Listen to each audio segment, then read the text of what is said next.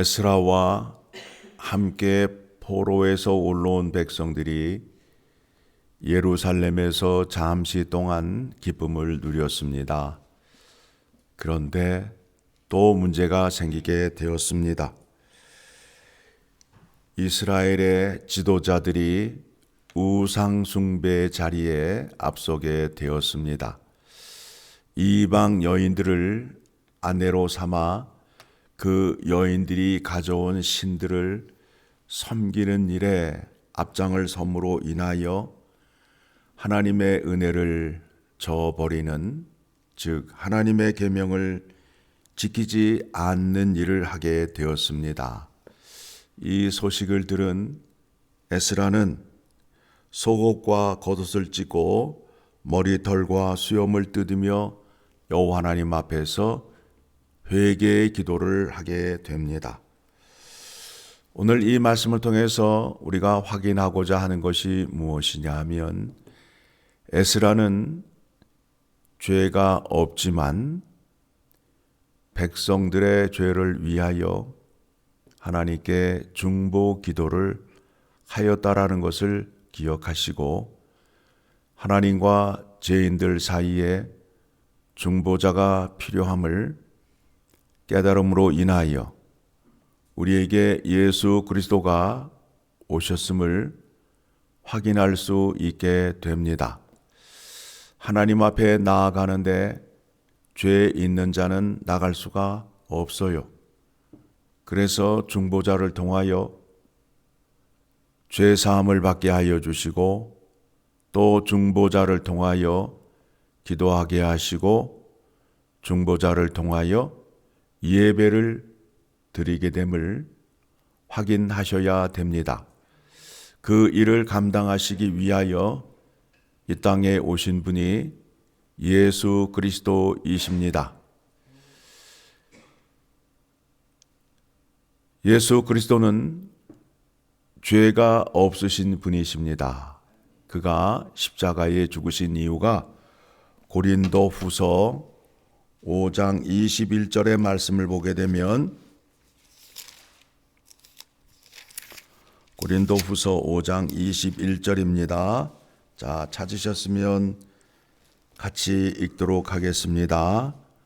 하나님이 죄를 알지도 못하신 이를 우리를 대신하여 죄로 삼으신 것은 우리로 하여금 그 안에서 하나님의 의가 되게 하려 하심이라.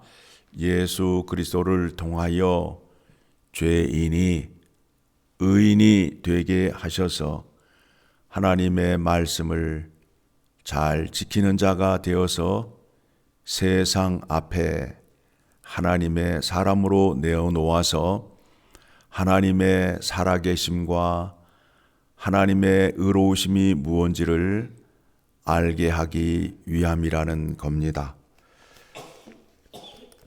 이 백성들이 하나님의 구원의 은혜를 기억하지 못하고 있습니다. 우리가 고난 주간을 지나면서 예수님의 십자가와 부활의 은혜를 우리가 생각하는 것은 우리의 삶 속에서 예수 그리스도를 통한 죄 사함과 구원의 은혜를 잊고 살기에 그것을 기억하고 기념하기 위하여 부활절 절기를 지킴을 기억하셔야 됩니다. 행사에 그때가 되면 행사가 있어서 그 행사에 정신을 팔지 마시고, 예수님이 왜 죽으셨는지, 부활하셨는데 그 부활이 누구를 위한 것인지를 생각함으로 인하여 우리의 믿음이 성전 안에 잘 박힌 목같이 흔들리지 아니하고 성전을 떠나지 아니함같이 주님의 품을 떠나지 않는 믿음을 갖기 위함이라는 것을 기억하셔야 됩니다. 오늘 말씀을 보게 되면 이스라엘 고관들의 죄가 백성들의 죄가 하나님 앞에 범죄하며 부끄러운 일을 행하였는데 그 일이 오늘날에도 계속되고 있음을 7절 하반절에 오늘날과 같으니이다. 그때의 그 사람들만 그런 것이 아니라 오늘 지금도 그러한 사람이 있다라는 겁니다. 15절 중반을 보게 되면 오늘과 오늘날과 갓사옵건을 하면서 오늘날에도 하나님의 계명을 지키지 아니하고 하나님의 명령을 지키지 않는 사람이 있다라는 겁니다. 그것을 해결하기 위하여 예수 그리스도가 오셨음을 다시 한번 생각하시기 바랍니다. 그래서 성경은 로마서 3장 10절의 말씀을 보게 되면 에스라의 기도에서도 뭐라 말씀하고 있느냐 하면 주 앞에 한 사람도 감히 설 수 없다라고 말씀하고 있습니다. 그래서 로마서 3장 10절의 말씀을 보게 되면 기록된 바 의인은 없나니 하나도 없으며 깨닫는 자도 없고 하나님을 찾는 자도 없고, 그들이 죄를 짓는 사람은 하나님을 찾을 수가 없고 하나님 앞에 나올 수가 없어요. 그런데 사람들이 죄를 지면서도 자기는 언제든지 하나님 앞에 나아갈 수 있다라고 당당히 말을 합니다. 그렇지 않아요.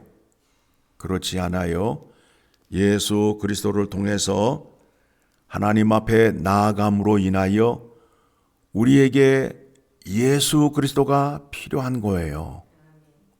예수 그리스도 없이 하나님을 만날 수 있다는 가르침과 믿음은 거짓말이에요. 그런 설교가 얼마나 많이 돌아다니는지 몰라요. 말씀 속에 예수 그리스도의 죽음과 부활의 은혜를 전하지 아니하면서 그 은혜를 믿지 아니하면서 하나님의 은혜와 영광을 구하려 하는 자들이 얼마나 많은지 몰라요.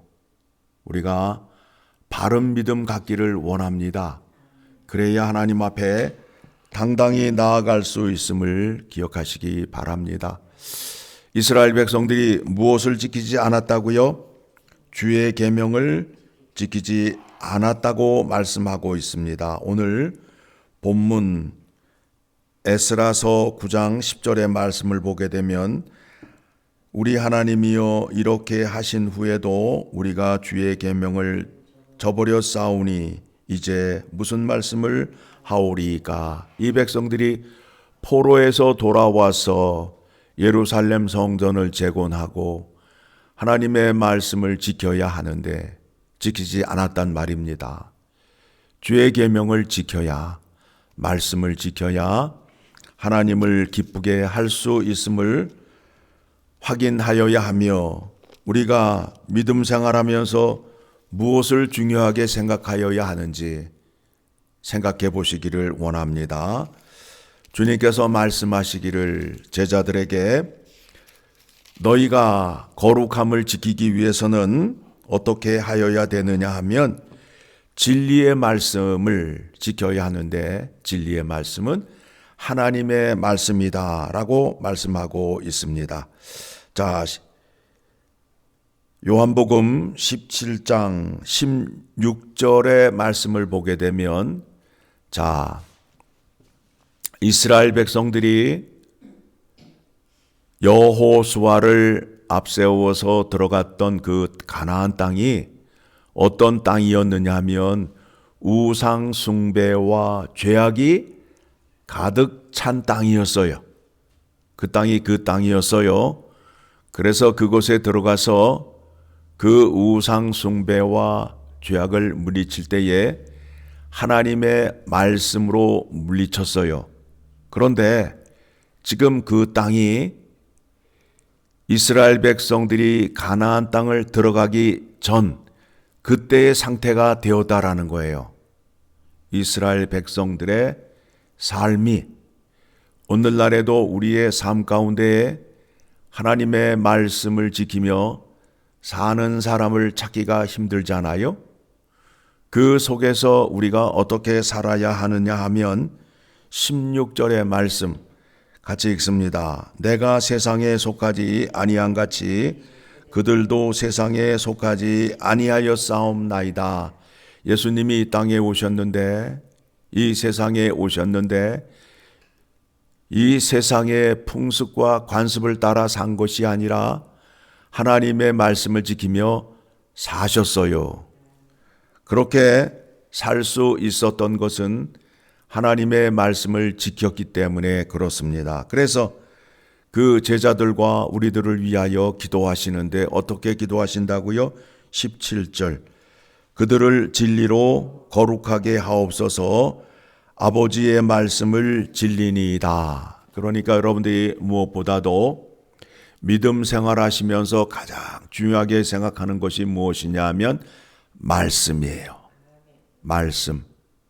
말씀을 잘 지키셔야 돼요.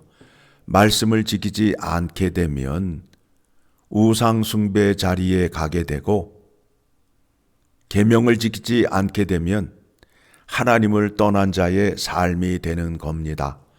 그래서 여러분들이 하나님의 말씀을 들으시면 타협하려 하시지 말고 그 말씀에 죽기까지 순종하셔서 복 받으시고 영광 올려드려서 늘 감사와 기쁨이 넘치는 믿음의 생활하시기를 간절히 소망합니다.